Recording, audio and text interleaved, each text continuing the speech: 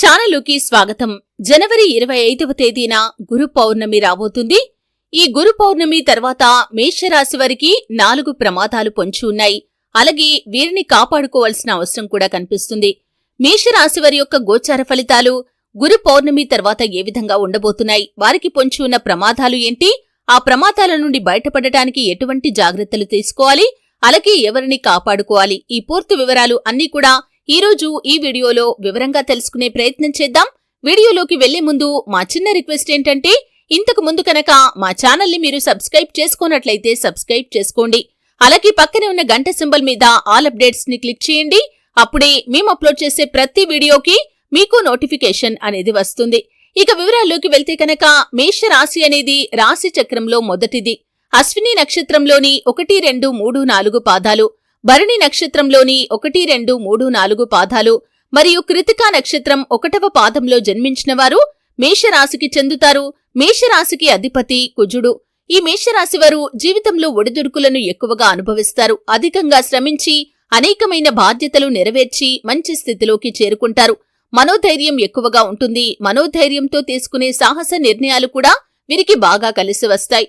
ముఖ్యంగా మేషరాశి వారికి ఈ జనవరి 25వ తేదీన రాబోతున్న గురు పౌర్ణమి తర్వాత గ్రహస్థితిలో మార్పుల కారణంగా 4 ప్రమాదాలు పొంచి ఉన్నాయి. కాబట్టి జాగ్రత్తగా ఉండాల్సిన అవసరమైతే కనిపిస్తుంది.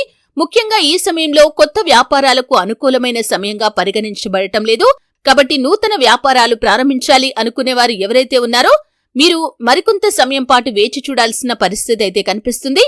లేకపోతే మీ యొక్క పెట్టుబడులకు లాభాలకు బదులుగా మీరు నష్టాలను చవిచూసే పరిస్థితి కనిపిస్తుంది. కాబట్టి ఈ విషయంలో మేషరాశి వారు చాలా జాగ్రత్తగా ఉండాల్సిన అవసరం అయితే కనిపిస్తుంది. అలాగే మరొక ప్రమాదం విషయానికి వచ్చినట్లయితే, ముఖ్యంగా ఈ మేషరాశి వారు ఎవరైతే ఉన్నారో ఉద్యోగస్తులు, ఉద్యోగంలో మార్పు కోసం ఎంతో కాలంగా ఎదురు చూస్తున్న వారు ఎవరైతే ఉన్నారో ఈ సమయంలో మీకు ఏదైనా అవకాశం వచ్చిందనుకోండి, మీకు వచ్చిన ఉద్యోగం కోసం మీరు ప్రెజెంట్ చేస్తున్న ఉద్యోగాన్ని వదిలేయటం అనేది సరైన నిర్ణయం కాదు. అంటే ఈ విధంగా చేయటం వల్ల మీకు ప్రతికూలతలైతే కనిపిస్తున్నాయి. కాబట్టి ముందుగానే అన్ని కూడా పరిశీలించండి. అంటే మీకు వచ్చిన నూతన ఉద్యోగంలో ప్యాకేజ్ విషయంలో కావచ్చు, ఆ యొక్క కార్యాలయం ఏ విధంగా ఉంటుంది, అలాగే వర్క్ ప్రెషర్ ఏ విధంగా ఉంటుంది, అటువంటివి అన్ని కూడా పరిశీలించడం మీదటే మీరు ప్రస్తుతం చేస్తున్న ఉద్యోగాన్ని వదిలివేయటం అనేది చాలా ఉత్తమం. లేకపోతే రెండింటి విషయంలో మీరు చాలా బాధపడవలసిన పరిస్థితి వస్తుంది. ప్రస్తుతం చేస్తున్న ఉద్యోగాన్ని వదిలివేస్తారు, అలాగే కొత్త ఉద్యోగంలో మీరు సాటిస్ఫై కాలేకపోతారు. ఇటువంటి ప్రమాదం పొంచి ఉంది. కాబట్టి ఏ నిర్ణయం తీసుకున్నా కానీ ఆలోచించి నిర్ణయం తీసుకోండి. అనుభవజ్ఞుల సలహా తీసుకోండి. అప్పుడే మీకు ఇటువంటి ప్రమాదాలు రాకుండా ఉంటాయి. ఇక మరొక ప్రమాదం విషయానికి వచ్చినట్లయితే కనుక, ఎవరైతే దూర ప్రయాణాలు చేయాలి అనుకుంటున్నారో వారికి ఈ సమయంలో నూతన వ్యక్తుల పరిచయం అనేది కనిపిస్తుంది. ముఖ్యంగా ఆ వ్యక్తుల విషయంలో చాలా జాగ్రత్తగా ఉండాలి.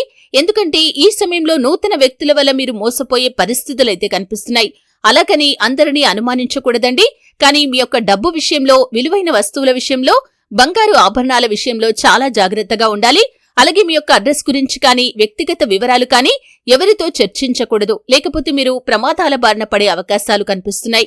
ఇక ఈ గురు పౌర్ణమి తర్వాత మేషరాశి వారికి పొంచున్న మరొక ప్రమాదం ఏమిటి అంటే కనుక, మొబైల్ మాట్లాడుతూ రోడ్ క్రాస్ చేయటం అనేది ఈ సమయంలో మీకు చాలా ప్రమాదకరంగా సూచించబడుతుంది. కాబట్టి మేషరాశి వారు ఎవరైనా సరే రోడ్ క్రాస్ చేసే సమయంలో మొబైల్ మాట్లాడుతూ అస్సలు వెళ్లకూడదు. ఒకవేళ కాల్లో ఉన్నట్లయితే కనుక మీరు రోడ్ క్రాస్ చేసే సమయంలో హోల్డ్లో పెట్టడం కానీ, లేకపోతే మీరు కాల్ కట్ చేసి తర్వాత తిరిగి మళ్లీ కాల్ చేయటం చేయాలి. అంతేకాని మీరు మొబైల్ మాట్లాడుతూ మాత్రం రోడ్ క్రాస్ చేయకూడదు.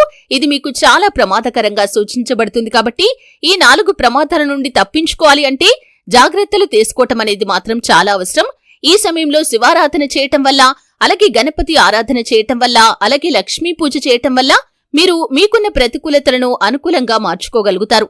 అలాగే ఈ 4 ప్రమాదాలతో పాటు మీ ఇంట్లో 60 ఏళ్ల పైబడిన వారు ఎవరున్నా సరే వారికి చిన్న చిన్న అనారోగ్య సమస్యలు వచ్చినప్పుడు అప్రమత్తం కావటం అనేది చాలా ముఖ్యం. లేకపోతే సమస్య తీవ్రత పెరిగే ప్రమాదం కనిపిస్తుంది. వారిని కాపాడుకోవటానికి సమస్య తీవ్రత చిన్నగా ఉన్నప్పుడే వైద్యుని సంప్రదించటం, చికిత్స తీసుకోవటం అనేది చాలా ముఖ్యం. చూశారు కదండి, జనవరి 25వ తేదీన వస్తున్నటువంటి గురు పౌర్ణమి తర్వాత మేషరాశి వారి యొక్క జీవితంలో పొంచి ఉన్నటువంటి 4 ప్రమాదాలు ఏంటి అనే వివరాలు తెలుసుకున్నారు. వీడియో నచ్చితే ఖచ్చితంగా లైక్ చేయండి. మరిన్ని మంచి మంచి వీడియోల కోసం ఇప్పుడే మా ఛానల్ ని సబ్స్క్రైబ్ చేసుకోండి.